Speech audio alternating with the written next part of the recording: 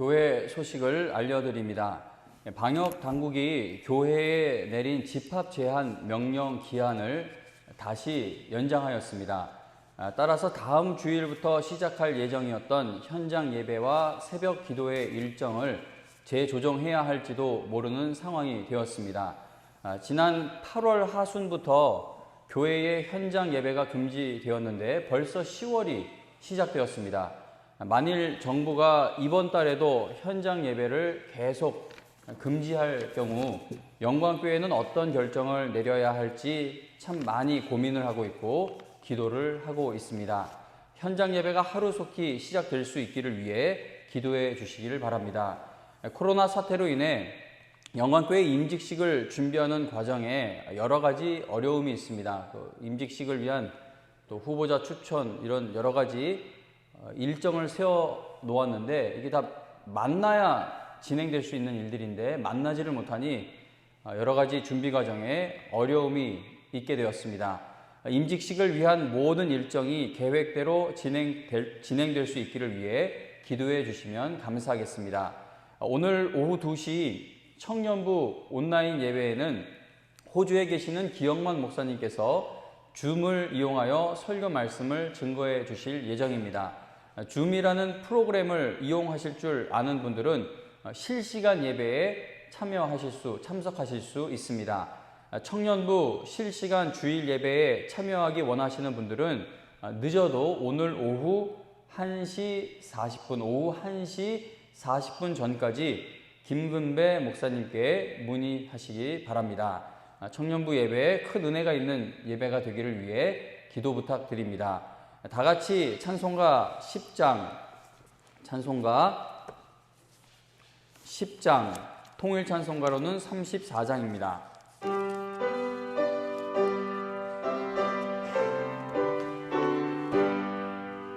전능왕 오셔서 주 이름 찬송케 하옵소서. 영광과 권능의 성부여 오셔서 우리를 다스려 주옵소서. 강생한 성자여 오셔서 기도를 들으소서. 택하신 백성들 복 내려주시고 거룩한 마음을 주옵소서. 위로의 주 성령 오셔서 큰 증거 주옵소서. 전능한 주시여 각 사람 마음에서 떠나지 마시고 계십소서. 성삼위일체께 한없는 찬송을 드립니다. 존귀한 주님을 영광 중배높고 영원히 모시게 하옵소서. 아멘. 사도신경으로 우리의 신앙을 고백하겠습니다. 전능하사 천지를 만드신 하나님 아버지를 내가 믿사오며 그 외아들 우리 주 예수 그리스도를 믿사오니 이는 성령으로 잉태하사 동정녀 마리아에게 나시고 본디오 빌라도에게 고난을 받으사 십자가에 못 박혀 죽으시고 장사한 지 사흘 만에 죽은 자 가운데서 다시 살아나시며 하늘에 오르사 전능하신 하나님 우편에 앉아 계시다가 저리로서 산자와 죽은 자를 심판하러 오시리라. 성령을 믿사오며 거룩한 공회와 성도가 서로 교통하는 것과 죄를 사하여 주시는 것과 몸이 다시 사는 것과 영원히 사는 것을 믿사옵나이다. 아멘. 찬송가 440장입니다. 440장 통일 찬송가로는 497장 찬송 부른 후에 최수홍 장로님께서 기도해 주시겠습니다. 440장입니다.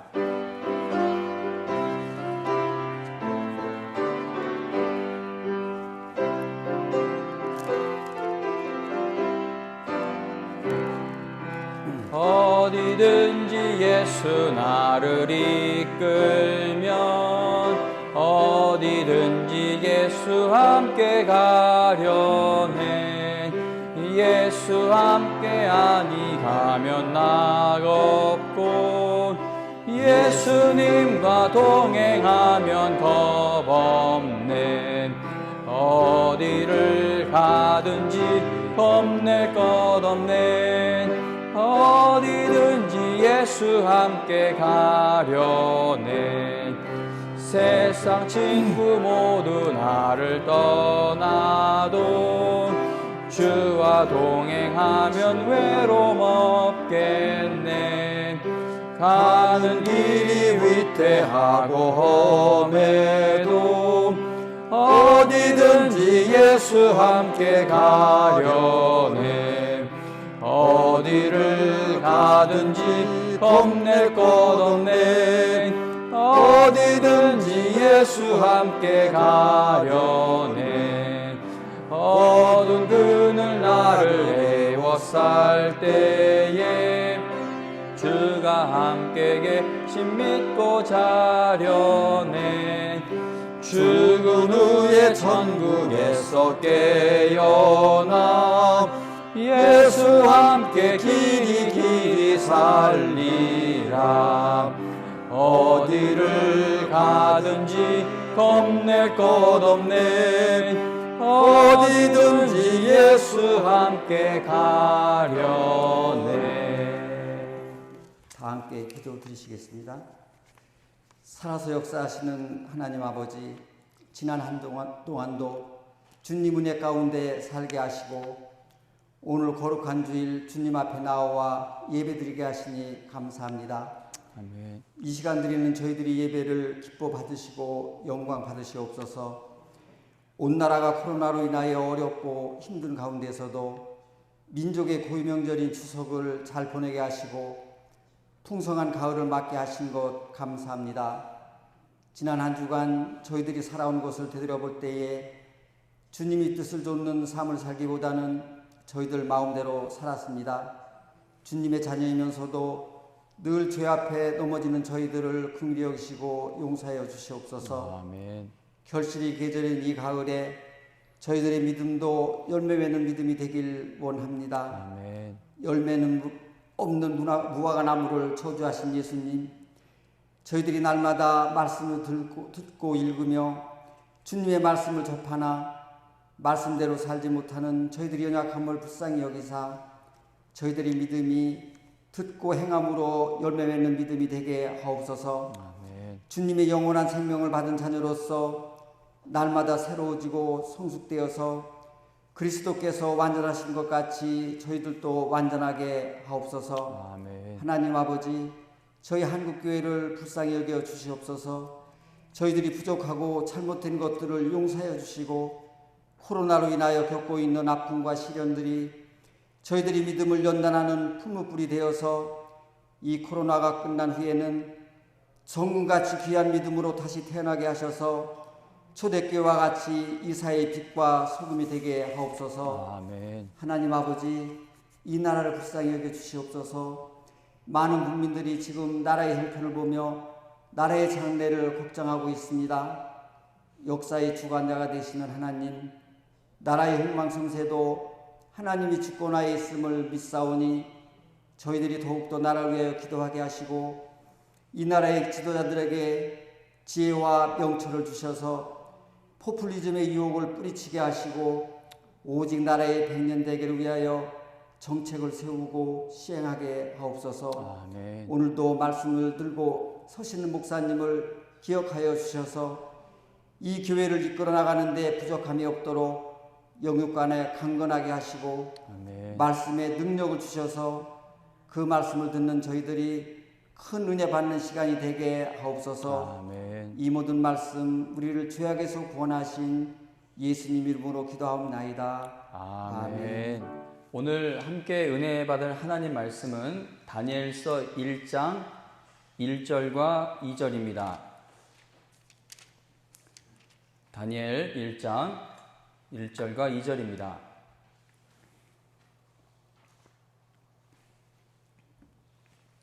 구약성경 1231페이지 다니엘서 1장 1절과 2절 하나님 말씀 읽어드립니다.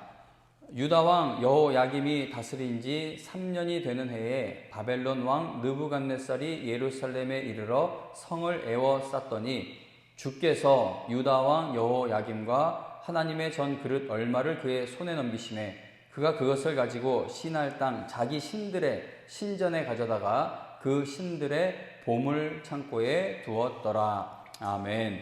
지난 8월과 9월에 다니엘서 1장을 본문으로 주께서라는 제목의 설교 말씀을 2번 전했습니다. 오늘 이 시간에 다시 한 번 더 주께서라는 제목으로 하나님 말씀을 증거하고자 합니다. 이스라엘 백성들은 솔로몬이 죽은 후 남과 북으로 분열이 되어 북쪽은 이스라엘이라는 이름을 사용하는 왕국이 되었고 남쪽은 유다라는 이름을 사용하는 왕국이 되었습니다. 하나님이 허락하신 약속의 땅, 하나님이 들어가게 해주신 약속의 땅에서 하나님을 함께 섬겨야 하는 그 택함받은 백성들이 북이스라엘과 남유다로 나누어지게 됩니다. 솔로몬 이후 다윗 왕조를 배신한 북왕국 이스라엘에는 악한 왕들이 참 많았습니다. 하나님의 말씀에 지속적으로 불순종하는 죄를 짓던 북이스라엘은 하나님의 심판을 받아 주전 722년 아수르에 의해 멸망당하게 됩니다. 남쪽에 있던 유다 왕국은 북이스라엘에 비하면은 믿음이 좋은 왕들이 더 많았지만 믿음이 좋은 왕들이 있었지만 그러나 그들도 결국은 하나님 앞에 죄를 범하여 징계를 받게 됩니다. 오늘 우리가 읽은 이 다니엘서 1장은 이제 하나님의 징계를 받게 된 남유다 왕국의 모습을 보여주고 있습니다. 유다는 바벨론에게 정복당하는 것으로 다니엘서 말씀이 시작됩니다. 예루살렘을 정복한 바벨론의 느부갓네살 왕은 유다의 왕을 포로로 잡았고 그리고 하나님의 성전에 있던 기구 일부를 신할 땅에 있는 자기들의 신전으로 가지고 가서 그 신전의 보물 창고에 두었다라고 우리가 읽은 본문은 말씀합니다. 바벨론의 느부갓네살 왕은 어떤 나라를 정복하게 되면 그 나라의 신전에 있는 신의 형상이나 기물을 빼앗아서 자기 나라에 있는 신전에다가 가져갔습니다. 가져가서 자기 나라에 있는 신전에 가져다 놓았습니다. 하나님을 섬기는 이스라엘 백성들은 하나님을 형상으로 만들어 놓지 않았기 때문에 다른 이방신들 다른 나라들은 자기가 섬기는 신들을 형상화해 놓지 않습니까? 그런데 하나님을 섬기는 백성은 그렇게 하나님을 형상화해 놓지 않았기 때문에 느부갓네살 왕은 예루살렘 성전에 있는 그릇들을 가져가게 됩니다. 느부갓네살 왕이 이러한 일을 행한 것은 자기가 굴복시킨 나라, 자기가 정복한 나라들의 그 나라가 섬기는 신들 또한 자기가 섬기는 신들에게 복종되었다라는 것을 보여주기 위함이었을 것입니다. 니들이 섬기는 신보다 내가 섬기는 신이 훨씬 더 센 것이 증명된 거다. 이런 걸 보여주기 위해 이러한 행동을 했을 것입니다. 하나님께 택함받은 나라, 하나님께서 약속하신 구주 메시아가 오시는 일에 쓰임받기로 약속되어 있는 그 나라와 백성이 망한 것입니다.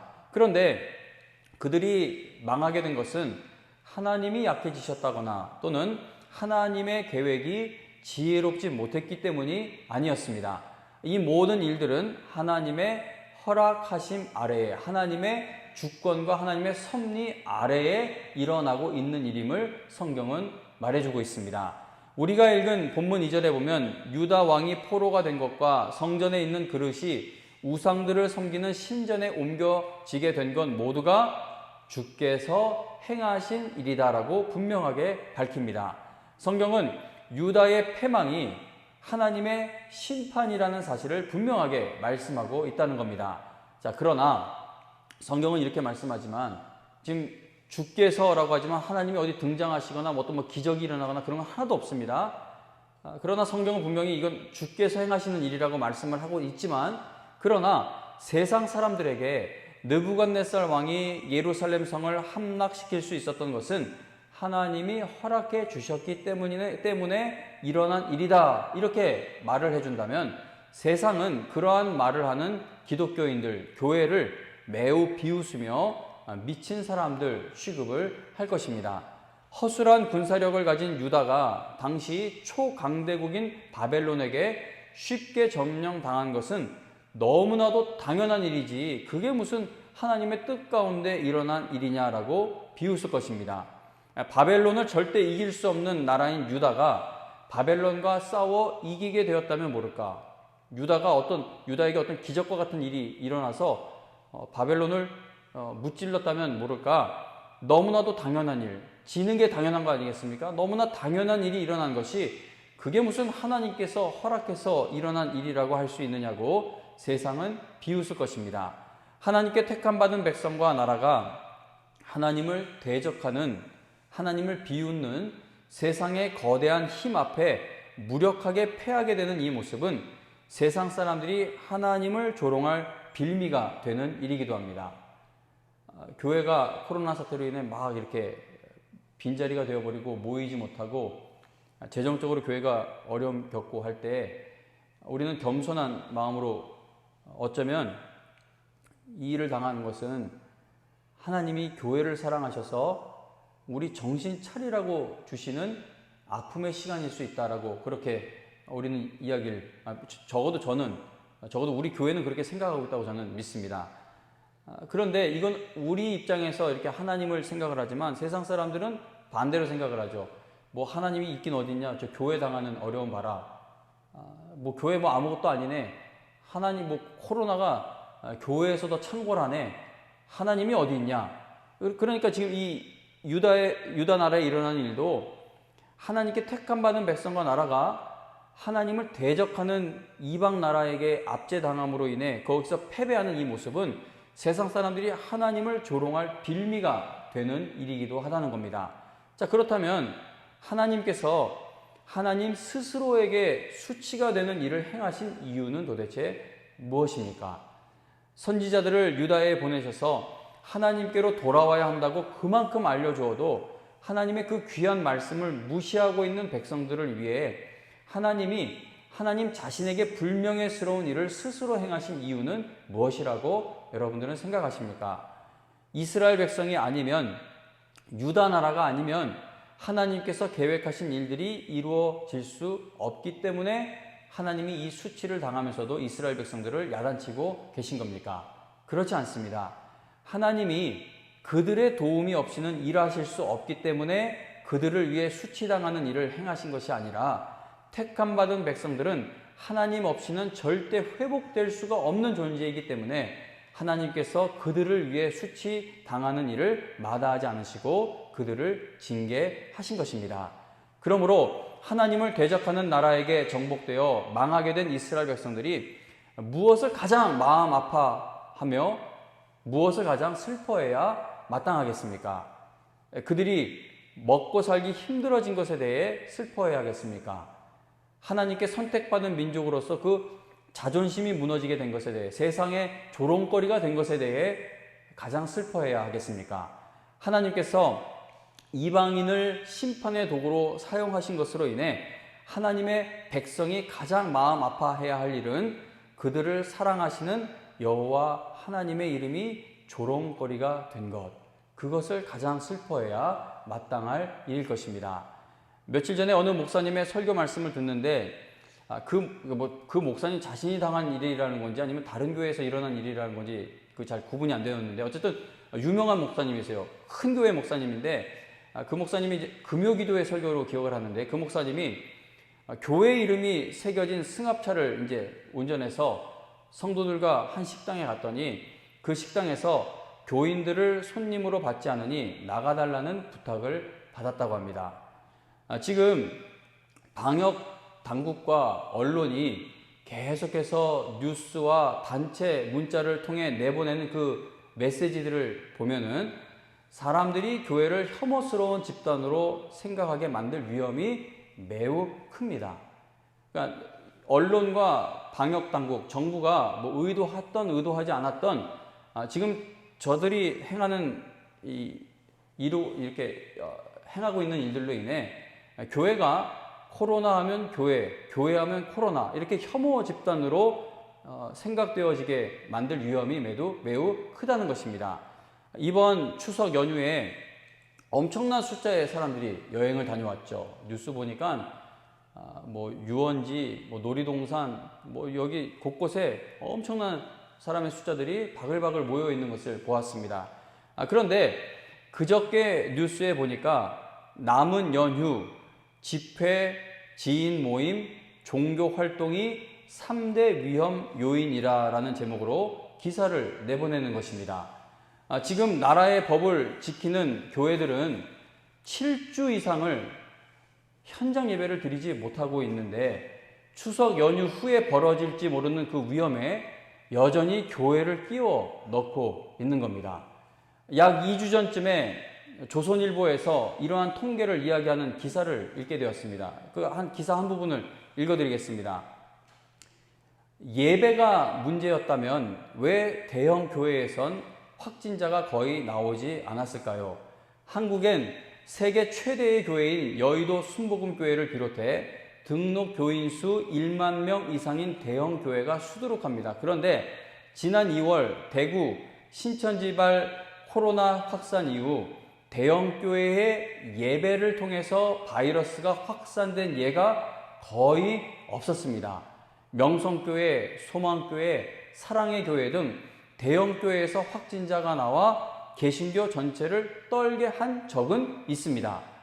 그러나 이들 교회 확진자는 현재까지 확인된 바로는 각각 1명씩이었습니다.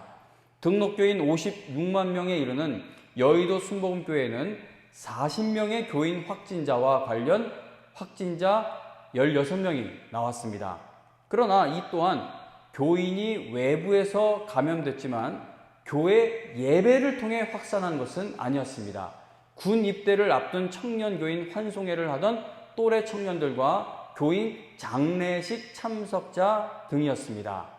자, 제가 지금 이 기사에 한 부분을 읽어드린 건데 기사 내용을 전체를 읽어보면 이분은 교회를 변호하기 위해서 쓴 글은 아닙니다. 이제 통계를 이야기하고 팩트를 이야기하기 위해서 이걸 얘기해 준 거지 뭐 교회를 옹호하기 위해 쓰여진 그런 기사는 아닙니다. 자, 그러나 지금 읽어드린 글에서 말해주고 있는 통계를 생각해 볼 때 방역 당국이 8월 하순부터 지금까지 교회의 현장 예배를 금지시키고 있는 것이 과연 정당한 일인지 우리는 고민해 볼 필요가 있다고 생각합니다.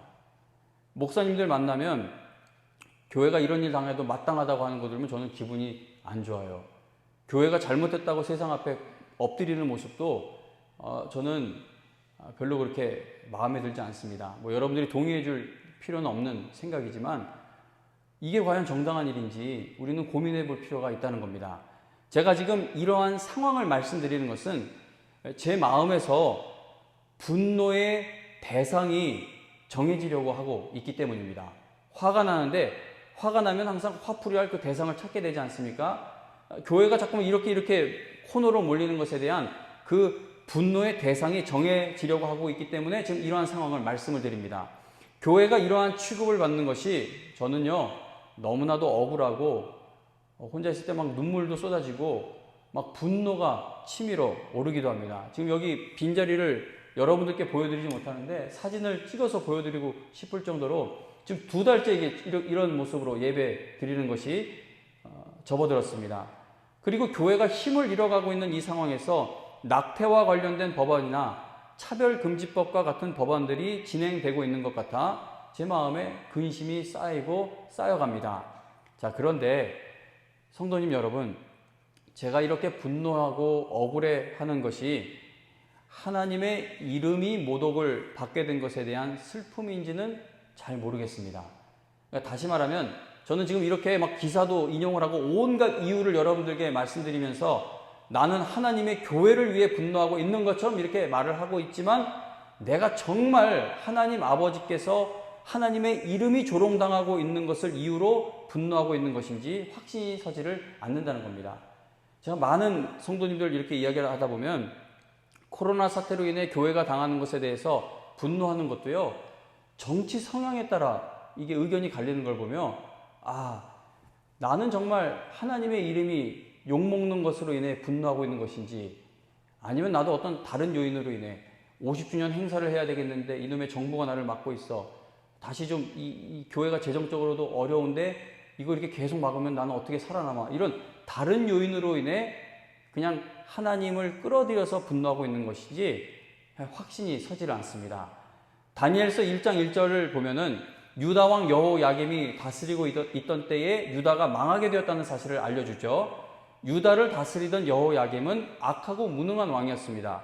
예를 들면 예레미야 선지자가 유다 민족을 향해서 죄 짓는 길로 가면은 유다는 망하게 된다고, 유다 민족은 곧 바벨론의 포로로 붙들려 갈 것이라고 그렇게 간절하게 경고를 하며 백성들이 회개하고 하나님에게로 돌이킬 것을 촉구했습니다. 자, 그러나 여호야김은 예레미야가 선포한 하나님의 말씀이 담긴 그 두루마리를, 하나님의 말씀을 어떻게 합니까? 찢어서 태워버렸죠. 그리고 결국 하나님이 말씀하신 대로 유다는 바벨론에게 침략을 당하게 된 겁니다. 만일 유다의 왕이었던 여호야김이 하나님의 말씀을 무시하지 않았고 그 말씀 앞에서 회개하며 하나님께로 마음을 돌이켰다면 이 왕이 그렇게 회개함으로 인해 유다 민족은 망하지 않을 수 있었을 것이고, 그리고 바벨론의 포로로 끌려가는 비참한 일도 일어나지 않을 수 있었을 겁니다. 나라가 망하고 많은 사람들이 포로로 끌려가게 된 상황에서 유다 민족이 얼마나 분노한 일이 많았겠어요. 회개하지 않고 있던 많은 사람들은 그 일을 당해도 싸다고 하지만, 다니엘이나 그의 세 친구 같은 경우 얼마나 하나님을 잘 믿는 사람들이에요. 그런데 이 지도자를 비롯해 하나님 앞에서 악을 행하는 그 사람들 때문에 같이 한 묶음으로 징계당하는 일에 끌려가게 된 일이니, 다니엘과 세 친구와 같이 믿음이 좋은 사람들의 입장에선 이게 얼마나 억울한 일이고 분노할 만한 일이겠습니까? 왕 하나 잘못 만나 나라가 망하고 포로로 끌려가게 되었으니 이게 얼마나 화가 나는 일이겠습니까? 그러나 유다 민족이 당한 고통스럽고 수치스러운 일은 하나님께서 실수하셨거나 또는 그들을 잠깐 잊고 계셨기 때문에 일어난 일이 아님을 성경은 말씀합니다. 주께서라는 말씀으로 이 이야기가 시작되고 있죠.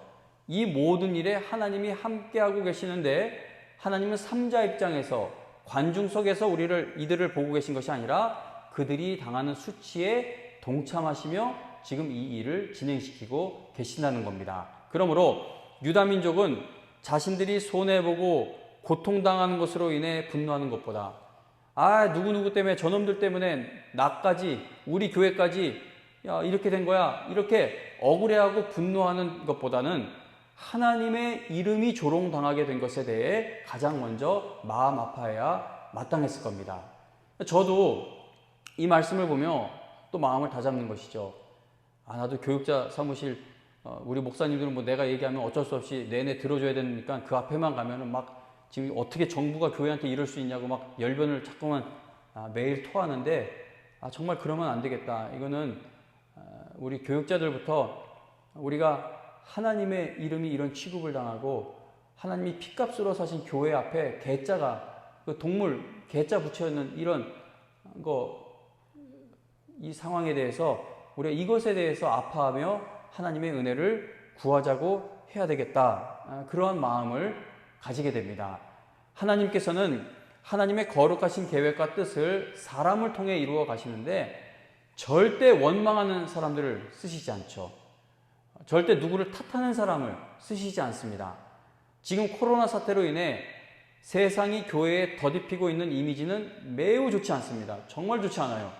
우리가 이 억울하고 분노할 수밖에 없는 상황에서 하나님의 교회가 회복되고 이 영광교회가 회복이 되고 부흥되는 일에 우리가 쓰임받고 싶다면 원망하는 마음을 떨쳐내고, 아무리 이런 어떤 정치적인 이런저런 이야기들이, 사건과 일어난 일들이 아무리 마음에 들지 않고 심각하게 우려가 되는 상황이라 할지라도 우리에게 있는 원망의 마음을 다 떨쳐내고 하나님의 이름이 수치를 당하고 있는 것에 대해 가장 먼저 애통해하며 슬퍼해야 할 것입니다. 다니엘과 그의 세 친구의 이야기를 한번 기억해 보시기 바랍니다. 다니엘과 그의 세 친구가 바벨론 땅에서 자신들의 목숨을 걸고 하나님을 믿었던 걸 보면 그들은 이방 나라의 포로로 끌려오게 된 것에 대해 억울해할 자격이 있는 사람들이죠. 이 사람들은 이 바벨론 땅에 와서 왕이 주는 음식조차도 목숨 걸고 이렇게 거절. 그거 뭐 왜 거절했을까? 뭐 여러 가지 의견이 있지만 가장 제가 학자들이 풀이한 의견 중에 가장 합리적인 해석은 이거예요. 자기들이 그 땅에서 살아남는 것은 그 땅에서 신과 같은 존재인 그 왕의 손에 달려 있는 것이 아니라 하나님 손에 달려 있다는 것을 보이기 위해 그들은 목숨을 걸고 왕이 공급해 주는 것을 거절한 겁니다. 그렇게 목숨을 걸고 하나님만을 주님으로 섬겼던 그들의 모습을 보면 어느 누구보다 이방 나라 포로로 끌려온 것에 대해서 억울해할 수 있는 자격이 있는 사람들입니다. 자, 그러나 우리가 그들의 다니엘의 세 친구나 또는 다니엘의 일생을 보면 그들은 어느 누구도 원망하지 않았습니다. 정말 억울한 일을 당했던 요셉, 다윗, 다니엘, 그리고 그의 세 친구 스데반 집사님, 바울 사도와 같은 인물들이 어느 누구도 원망하지 않을 수 있었던 비결은 그들은 모두 하나님께서 모든 것을 다스리신다는 사실을 붙들고 있었기 때문입니다. 요셉 이야기 너무나 유명하죠. 요셉은 자신을 죽이려다가 노예로 팔아버린 형들에게 복수하지 않았습니다. 저는 이 이야기를 읽을 때마다 하나님 아버지께 저도 하나님 이 마음을 간직할 수 있는 지키는 목회자가 되게 해달라고 늘 기도합니다. 이거 용서라는 게 쉽습니까? 그 한 2, 3년 용서돼서 완전히 용서된 줄 알았던 일이 4년째 되는 해 다시 되살아나는 경우도 있고 5년째 되는 해 다시 그 인간이 꼴보기 싫어지는 일이 일어나기도 하고 이건 정말 쉽지 않아요. 근데 요셉은 자신을 죽이려다가 노예로 팔아버린 형들에게 복수하지 않고 선을 베풀었죠. 어떻게 그럴 수 있었습니까? 요셉은 하나님께서 모든 일을 인도하고 다스린다는 사실을 굳건히 믿었기 때문입니다. 다윗은 자신을 죽이려는 악한 사울 왕에게 복수하지 않았습니다. 왜냐하면 다윗은 하나님께서 모든 것을 다스리고 계심을 굳건히 믿었기 때문입니다. 다니엘과 그의 세 친구는 다른 사람들의 죄악으로 인해 나라가 망하고 자신들이 포로로 끌려오게 된 것에 대해 원망하는 마음이 조금도 없습니다. 왜냐하면 그들은 자신들이 원하는 대로 일이 풀리지 않는다 할지라도 하나님께서 여전히 모든 것을 주관하며 다스리신다는 사실을 굳게 믿었기 때문입니다. 스데반 집사님이 자신을 향해 돌을 던지는 그들의 그 악한 자들의 영혼을 위해 기도하고 바울 사도가 자신을 그토록 증오하고 미워하는 동족의 영혼 구원을 위해 끝까지 기도할 수 있었던 것은 그들은 이 스데반 집사님이나 바울 사도와 같은 분들은 하나님의 주권과 섭리, 실수하지 않으시는 하나님을 굳건히 믿었기 때문입니다.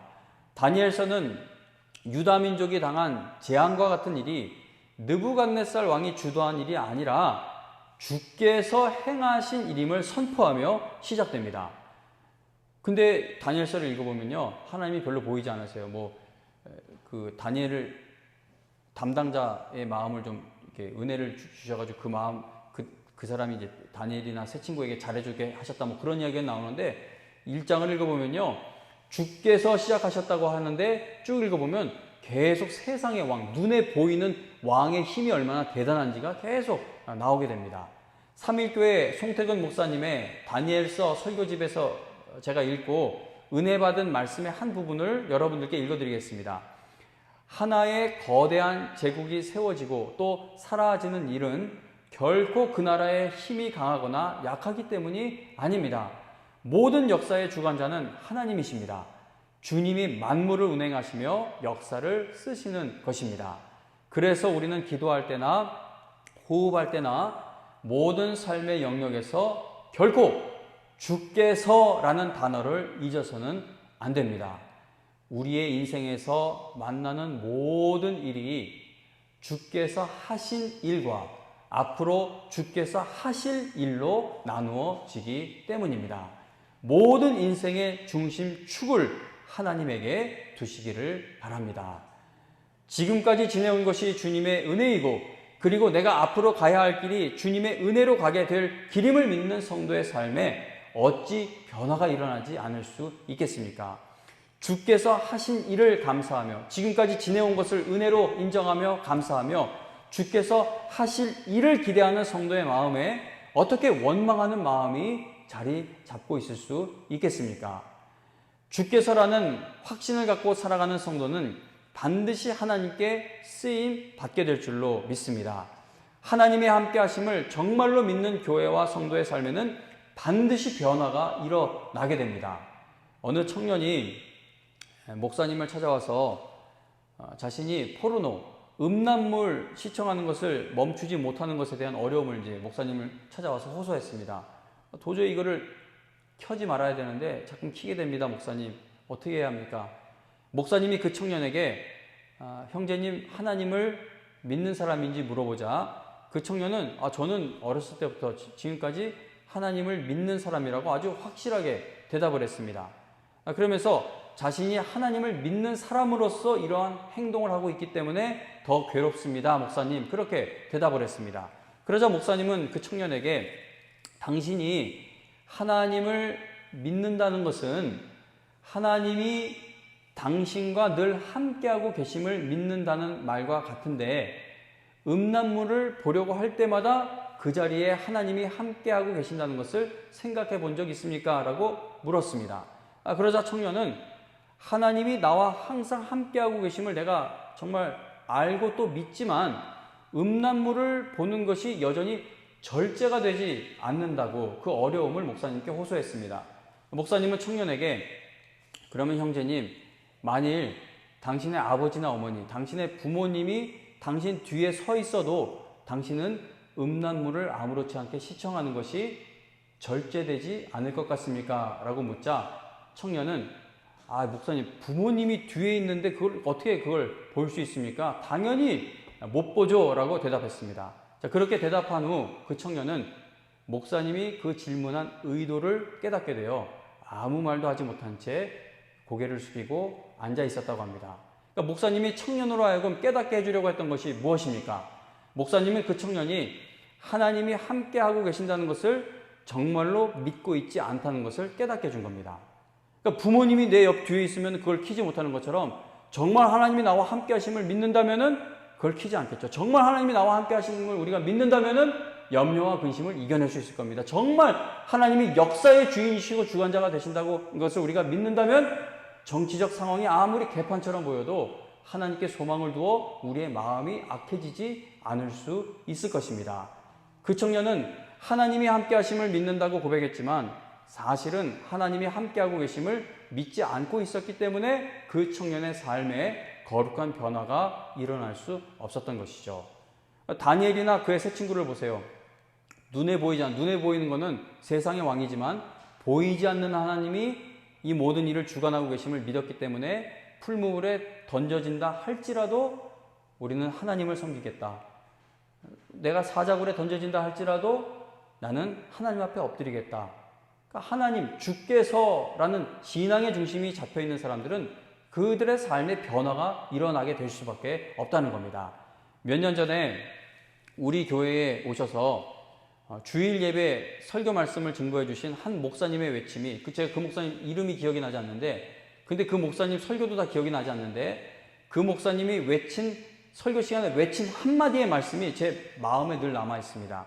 자, 그 목사님은 암 투병으로 인해 죽음 직전까지 갔다가 살아나신 분이에요. 한두 번이 아니에요. 계속 항암 치료 받고 하다가 의사가 이제 끝났다라고 하는데 다시 살아나고 하신 분인데 그 목사님이 설교 중에 성도님 여러분, 이 세상이 지금 이렇게 악해지고 있는 것, 엉망이 되어가고 있는 것, 그리고 가슴 아프게 교회까지도 참 부끄러운 모습을 보이고 있는 것, 이러한 일들이 왜 점점 더 증가하고 있는 것 같습니까? 라고 우리에게, 성도들에게 물어보셨죠. 질문을 하신 목사님은 아주 단호하고 확신에 찬 목소리로, 우렁찬 목소리로 세상도 교회도 성도들도 하나님을 두려워하지 않고 있기 때문입니다 라고 외치셨는데 그 외침을 들으며 제 마음이 찔렸고 제 자신을 깊이 돌아보는 시간이 되었습니다. 하나님이 함께 하신다는 사실을 정말로 믿는 교회와 성도의 삶에는 분명한 변화가 일어나게 될 것입니다. 주께서라는 신앙의 중심을 잡아 다시 믿음으로 일어서는 교회와 성도가 되시기를 바랍니다. 다니엘서 1장 1절 2절 보면은 시작부터 엉망이에요. 망했어요. 망했대요. 소망이 보이질 않아요. 그런데 원망의 마음도 없고 분노의 마음도 없고 오직 하나님을 의지하는 마음으로 우뚝 서 있는 10대 청소년이 등장합니다. 그들이 어떻게 그렇게 할 수 있었습니까? 다니엘서 1장 초반에서 말씀하는 주께서라는 신앙의 중심이 잡혀 있었기 때문입니다. 며칠 전에 74세인 나훈아 씨의 콘서트가 TV에서 방영되어 수많은 사람들의 관심을 끌고 있습니다.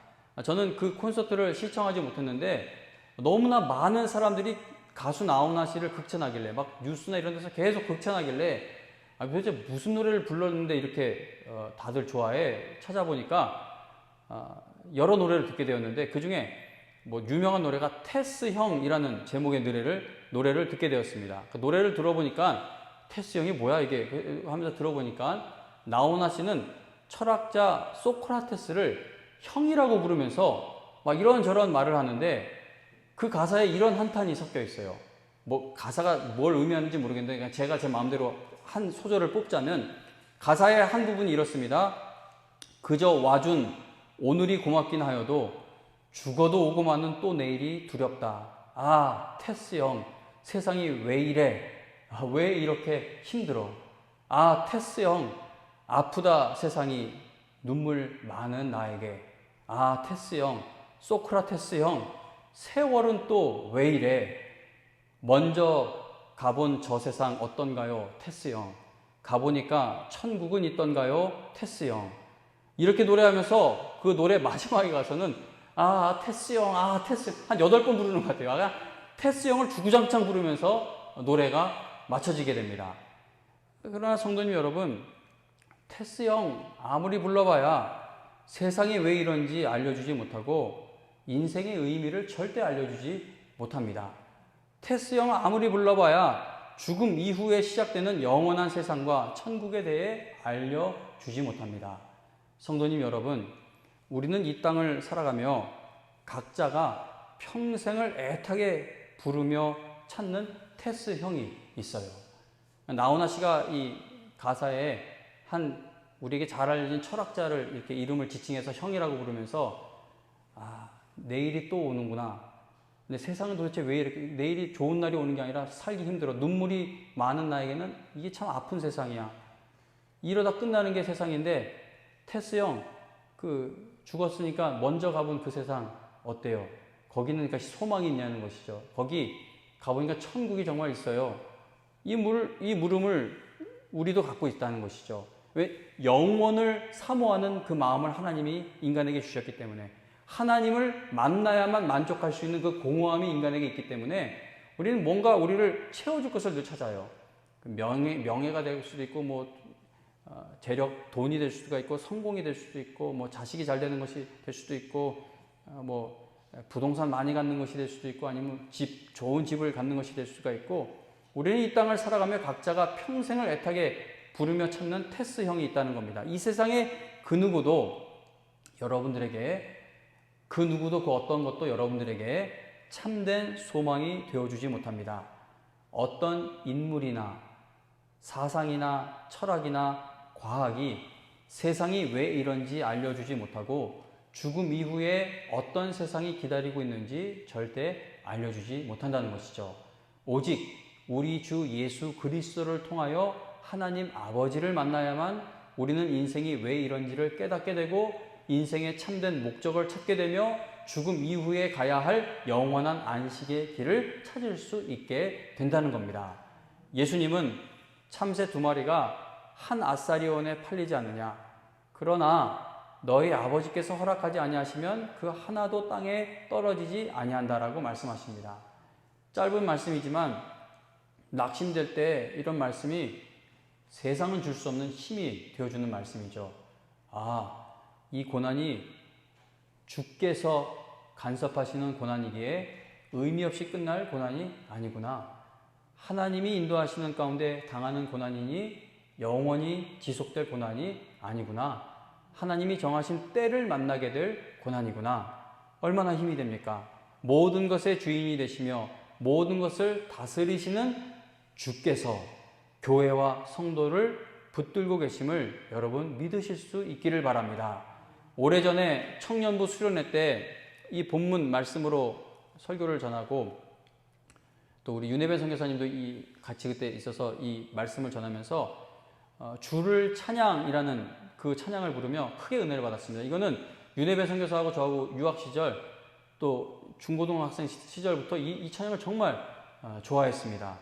세상의 유혹과 시험이 내게 몰려올 때에 내 힘으론 그것들을 모두 이길 수가 없네. 거대한 폭풍 가운데 위축된 나의 영혼 어찌 할 바를 몰라 헤매이고 있을 때 뭘 해야 하겠습니까?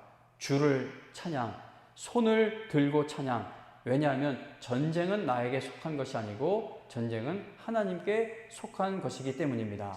거짓과 속임수로 가득 찬 세상에서 어디로 갈지 몰라 머뭇거리고 있네. 공중의 권세 잡은 자, 지금도 우리들을, 성도들을, 교회를 실패와 절망으로 넘어뜨리려 하네. 이때 우리가 뭘 해야 하겠습니까? 주를 찬양, 손을 들고 찬양. 전쟁은 나에게 속한 것이 아니고 전쟁은 하나님께 속한 것입니다. 주위를 둘러보면 아무도 없는 듯 느부갓네살 왕이 세상을 지배하는 것처럼 보이고 둘러봐도 아무도 없는 듯 그러나 믿음의 눈을 들면 보이는 분이 계시네. 지금 내 안에서 역사하고 계시는 사망과 어둠의 권세 물리치신 예수님. 그러므로 주를 찬양, 손을 들고 찬양. 전쟁은 나에게 속한 것이 아니고 전쟁은 하나님께 속한 것입니다.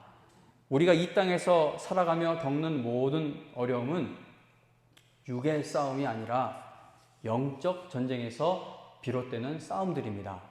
교회와 성도는 어떤 어려움을 당해도 손을 들고 찬양하며 나아가야 할 것입니다. 왜냐하면 이 전쟁은 하나님께 속한 것인데 하나님은 결코 패하는 분이 아니시기 때문입니다. 주께서 교회와 성도를 반드시 책임지고 보호하시며 인도하신다는 사실을 굳게 믿으며 나아가는 여러분과 제가 되어 주님의 뜻이 이루어지는 일에 끝까지 쓰임받는 영광교회와 성도가 다 되시기를 주님의 이름으로 축원합니다. 찬양, 세상의 유혹 시험이 주를 찬양이라는 제목의 찬양이 있습니다. 제가 잘 좀 부르지 못하지만 혹시 실수하더라도 양해해 주시기 바랍니다. 우리 다 같이 세상의 유혹 시험이 부르며 준비한 헌금 드리도록 하겠습니다.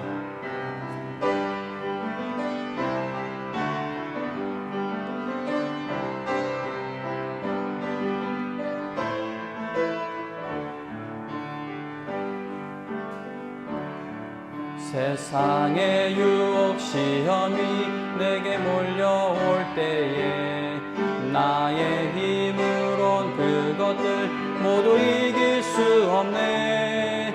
거대한 폭풍 가운데 위축된 나의 영혼 어찌할 바를 몰라 헤매이고 있을 때 주를 찬양 손을 들고 찬양 전쟁은 나에게 속한 것 아니니 주를 찬양 손을 들고 찬양 전쟁은 하나님께 속한 것이니 거짓과 속임수로 가득 찬 세상에서 어디로 갈지 몰라 머뭇거리고 있네. 공중의 권세 잡은 자 지금도 우리들을 실패와 절망으로 넘어뜨리려 하네. 주를 찬양 손을 들고 찬양 전쟁은 나에게 속한 건 아니니 주를 찬양 손을 들고 찬양 전쟁은 하나님께 속한 것이니 주위를 둘러보면 아무도 없는 듯 믿음의 눈을 들면 보이는 분 계시네 지금도 내 안에서 역사하고 계시는 사망과 어둠의 권세 물리치신 예수님 주를 찬양 손을 들고 찬양 전쟁은 나에게 속한 것 아니니 주를 찬양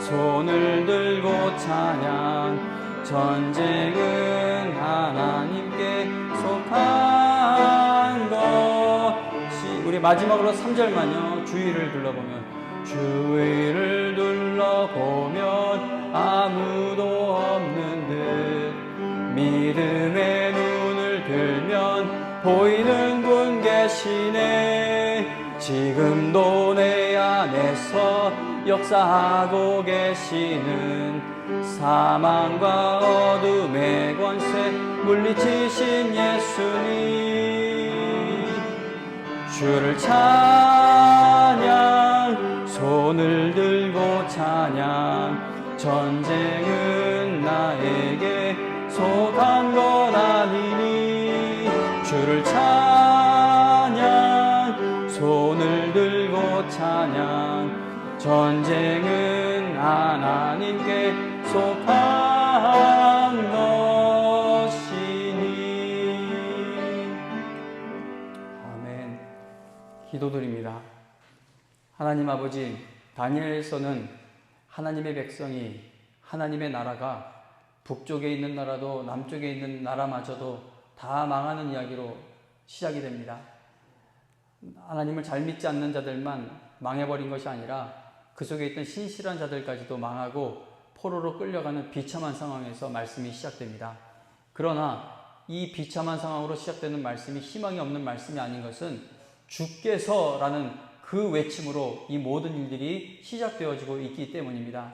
하나님 아버지 교회에 쏟아지는 비난과 여러 가지 제재가 가해지는 이 모습을 보며 이런 말 저런 말 막 강대상에서 하고 싶은 말이 너무나 많은데 가만히 생각해 봅니다. 이게 정말 하나님의 영광이 훼손되어 일어나는 분노인지 아니면 내 여러 가지 내 이익과 관련된 것이 상처를 입게 되어 일어나는 분노인지 하나님 저는 알지 못하겠습니다. 우리 성도님들도 지금 이런 나라의 어려운 상황에서 일어나는 마음의 분노들을 보면은 정말 저 분이 하나님의 영광을 위한 분노인지 잘 구분이 되지 않을 때가 많습니다. 우리는 그렇게 아둔합니다. 하나님 우리를 불쌍히 여기셔서 이 교회를 불쌍히 여기시고 성도들을 불쌍히 여기셔서 이런 모습으로라도 하나님께 예배드리러 나올 때 성령께서 우리의 돌과 같은 마음을 깨트려 주시고 마음밭을 하나님 기경하여 주셔서 하나님의 말씀이 심어지고 깨달아지게 되고 하나님 영의 눈이 활짝 열리는 일들이 나타나게 하여 주시옵소서. 그래서 하나님 이 세상에서 일어나는 일들에 끌려다니며 내 감정도 거기에 끌려다니는 것이 아니라 보이지 않는 하나님이 다스리시며 하나님이 우리를 책임지시고 인도하시는 그 사실에 감격하여 나아가는 교회와 성도들이 다 되게 하여 주시옵소서. 하나님 아버지 우리가 물론 영상으로 예배드리는 어디에나 하나님이 계시기 때문에 지금 이 예배도 하나님이 어디 누구에게는 가시고 누구에게는 가지 않는 그런 예배가 아닙니다. 이 예배를 드리는 모든 성도들이 은혜 받는 자리이고 하나님이 함께 하시는 예배인 줄로 믿습니다. 그러나 하나님 우리 보고 모이라고 허락하신 이 건물 안에 이 빈자리를 보는 것이 너무나도 마음이 아픕니다. 이것이 하나님 아버지 그냥 제 개인적인 아픔이 아닌 정말 하나님께서도 보시기에 마음 아프신 일이라면 다시 하나님이 우리를 이 자리로 모이게 해주실 날이 반드시 오게 될 줄로 믿습니다. 하나님의 때를 기다리는 성도가 되고 교회가 되게 하여 주시옵소서. 하나님의 때를 기다리는 동안 마음이 악해지지 않고 마음이 하나님 아버지 원망으로 차지 않는 성도와 교회가 되게 하여 주시옵소서. 하나님 2달째 접어들었습니다. 우리를 불쌍히 여기셔서 마스크를 쓰고 앉아도 좋으니 이 자리에 다시 모이게 해주시기를 하나님 간절히 기도합니다. 하나님 아버지, 어려운 세상 속에서 느부갓네살 왕이 다스리는 것과 같은 저 세상 속에서 다니엘과 그의 세 친구처럼 믿음 가지고 살아가는 우리 성도님들 불쌍히 여기셔서 하나님이 힘을 공급해 주셔서 저 세상에서도 믿음을 지키며 나아가며 믿음으로 쓰임받는 우리 모든 영광의 성도들 되게 하여 주시옵소서. 하나님, 첫 세대는 예배의 감격이 무엇인지 압니다. 그러나 교회 학교를 다니고 있는 우리 어린아이들은 아직 그 감격을 맛보지 못했을 가능성이 매우 높습니다. 교회를 이렇게 안 나가도 되는 것으로 생각하게 될까봐 너무나도 두렵습니다. 하나님, 불쌍히 여기셔서 우리 다음 세대에게도 온라인으로 예배를 보다가 성령 충만의 체험을 경험케 하여 주셔서 나는 교회를 가야 한다, 교회를 나가야 한다는 그 마음이 불과 같이 일어나는 오늘 온라인 예배가 되게 하여 주시옵소서. 하나님 아버지, 경제적으로 재정적으로 압박을 받아 하나님을 보지 못하는 성도님들 계시다면 돈이 없고 배를 골게 될지 모르는 상황 속에서도 영의 눈은 활짝 열리게 되어 하나님을 더욱더 의지하는 영광의 성도들 되게 하여 주시옵소서. 생업의 터전을 지켜주시고 직장에서의 위치가 견고케 하여 주시며 일하는 가운데 건강과 안전을 지켜주시고 취업의 문을 간절히 두드리고 있는 하나님 사람들에게는 취업의 문도 하루속히 열려지게 하여 주시옵소서. 하나님, 오늘도 하나님 앞에 귀한 것들입니다. 하늘나라의 확장과 영광을 위해 사용하여 주시고 드리는 힘이 하늘나라 가는 그날까지 약해지지 않는 우리 영광의 성도님들 되게 하여 주시옵소서. 오늘도 이 자리에 오게 하신 것이 주님이시고 한 주 살아가는 동안 힘주실 분도 주님이시고 또 다음 주 예배드릴 힘도 공급해 주실 분이 주님이시고 우리의 일생 다 가도록 믿음으로 걸어갈 수 있는 힘을 주실 분이 주님 하나님 아버지이심을 믿고 감사드리며 예수님의 이름으로 기도합니다. 아멘. 마지막 찬송 부르겠습니다. 본당에 계신 분들은 390장입니다. 일어나서 부르겠습니다. 390장. 통일 찬송가로는 444장입니다.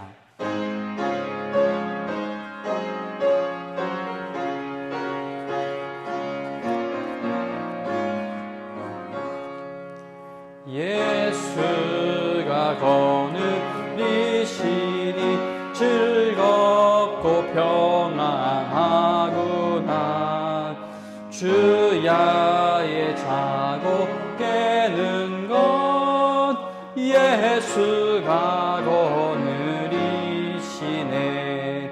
주 날 항상 돌보시고 날 친히 거느리시네. 주 날 항상 돌보시고 날 친히 거느리시네. 때때로 괴롭 당하면 때때로 기쁨 누리네. 풍파 중에 지키시고 평안히 인도하시네. 주 날 항상 돌보시고 날 친히 거느리시네. 아멘. 주 날 항상 돌보시고 날 친히 거느리시네. 내 주의 손을 붙잡고 천국에 올라가겠네. 괴로우나 즐거우나 예수가 거느리시네. 주 날 항상 돌보시고 날 친히 거느리시네. 주 날 항상 돌보시고 날 친히 거느리시네. 이 세상 이별할 때에 마귀의 권세 이기네. 천국에 가는 그 길로 예수가 거느리시. 아멘. 주 날 항상 돌보시고 날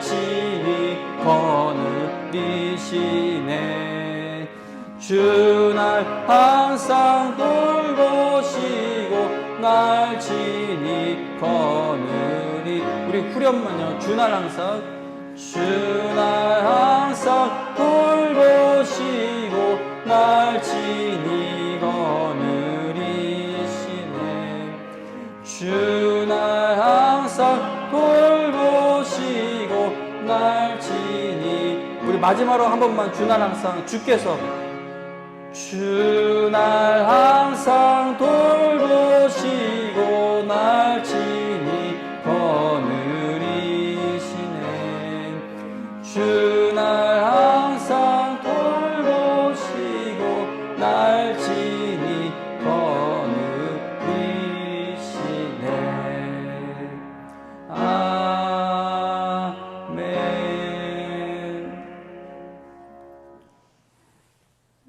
이제는 천국 가는 그 길, 일생을 우리를 거느리시는 우리 주 예수 그리스도의 은혜와 그 아들 예수님을 하나도 아끼지 않으시고 우리에게 보내신 하나님 아버지의 극진하신 사랑과 구원받은 후에도 세상의 압력을 받을 때마다 어찌할 바를 몰라 이리저리 방황하는 우리를 일생 도우시고 우리의 기도를 돕기 위해 우리와 함께 하시는 성령 하나님의 그 놀라운 은혜가 오늘 이 예배를 드리며 내 남은 삶이 하나님 손에 달려있다는, 하나님께서 인도하시며 보호하신다는 그 믿음 갖고 돌아가는 우리 모든 영광의 성도님들 머리 위에 지금으로부터 영원토록 함께하여 주시기를 간절히 축원하옵나이다. 아멘. 아멘. 아멘. 주여 아버지 하나님, 주님, 주여 하나님, 주여 하나님, 다시 예배당에 나오게 하여 주시고 여기에 모이게 하여 주시옵소서. 함께 하나님을 사랑하고 함께 하나님 앞에 엎드리는, 함께 말씀의 은혜를 한자리에서 받는 날이 오게 하여 주시옵소서. 어려움 당하는 성도들에게 힘을 더하여 주시옵소서. 예수님의 이름으로 아멘.